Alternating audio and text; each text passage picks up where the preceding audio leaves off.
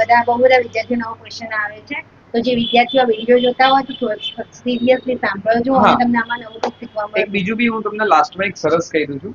ઘણીવાર કેવું હોય છે કે ઇન્સ્ટિટ્યૂટ એ મને એ પ્રોબ્લેમ્સ હોય છે કે મને ભણાવશે કોણ, ત્યાં મને શીખવા મળશે કે નહીં મળે. તો કોઈ પણ ઇન્સ્ટિટ્યૂટને જઈને જનરલ લોકોનો ક્વેશ્ચન એવું હોય છે, ફીસ પૂછતા હોય છે. ભાઈ તમારી ફીસ આટલી છે, તો પછી માર્કેટમાં આપણે બે ચાર જગ્યાએ ભાઈ આ જગ્યાએ કેટલી, આ જગ્યાએ કેટલી, આ જગ્યાએ. પણ મારા ખ્યાલ પ્રમાણે ઇન્ડિયન કલ્ચરમાં કેવું હોય છે, આપણને કોઈ જગ્યાએ જઈને આવ્યા ને પછી આપણને એના રિલેટેડ પૂછવા હોય તો આપણે ફોન ઉપાડતા નથી. આ એકનો પ્રશ્ન નથી, આ બધી જગ્યાનો પ્રોબ્લેમ છે અને બધી ઇન્ડસ્ટ્રીનો આ પ્રોબ્લેમ છે.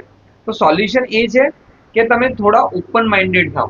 ઓપન માઇન્ડેડ થવાથી શું ફાયદો થશે, તમે જે ઇન્સ્ટિટ્યૂટમાં જાઓ છો ત્યાં તમારે એવું જરૂર નથી કે ત્યાં એડમિશન લઈ જ લેવું, પણ તમારો એક રોલ બને છે કે ત્યાં ઇન્સ્ટિટ્યૂટ યા કોઈ પણ જગ્યાએ જાઓ તમે એમને ક્વેશ્ચન્સ પૂછો.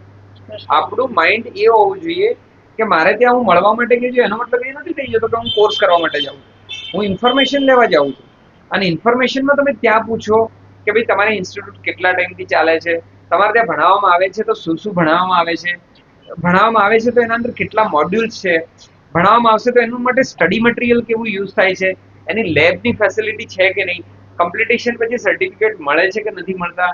એ સિવાય પણ એ વ્યક્તિ પૂછી શકે આગળ તમારા શું કોઈ આવા કોર્સ કમ્પ્લીટ થયેલા કોઈ સ્ટુડન્ટ અત્યારે જોબ કરી રહ્યા છે કે નથી કરી રહ્યા, જોબ સપોર્ટ આપે છે તો કઈ રીતે આપે છે, એમના પાસે એમની પોતાની વેબસાઇટ યા કોર્સ જો અગર ઓનલાઈન ચલાવે છે તો એવા એમના કોર્સ અવેલેબલ છે કે નહીં, બ્રોશર તમને આપે છે તો એના અંદર એ બધી વસ્તુ મેન્શન કરે છે કે નહીં, કે ફક્ત તમને ખ્યાલ આવો અમે નોકરી લગાડી દેશું, જોબ કરી દેશું, કે ફક્ત આવા વાયદાઓ જ આપે છે.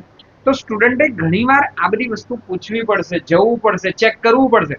અને પછી માર્કેટમાં આવું 10 જગ્યાએ 10 પ્રશ્નો તમે ઓપનલી પૂછી લો, પછી તમારું માઇન્ડ કહે છે કે આ જગ્યાએથી આ પ્રમાણે તમને રિવ્યુ ને બધું જોયા પછી લાગે છે કે આ મારા માટે બેસ્ટ છે, તો ડેફિનેટલી ત્યાં ડિસિઝન લઈ શકે છે. તો મનનો ડાઉટ નીકળી જશે. Thank you.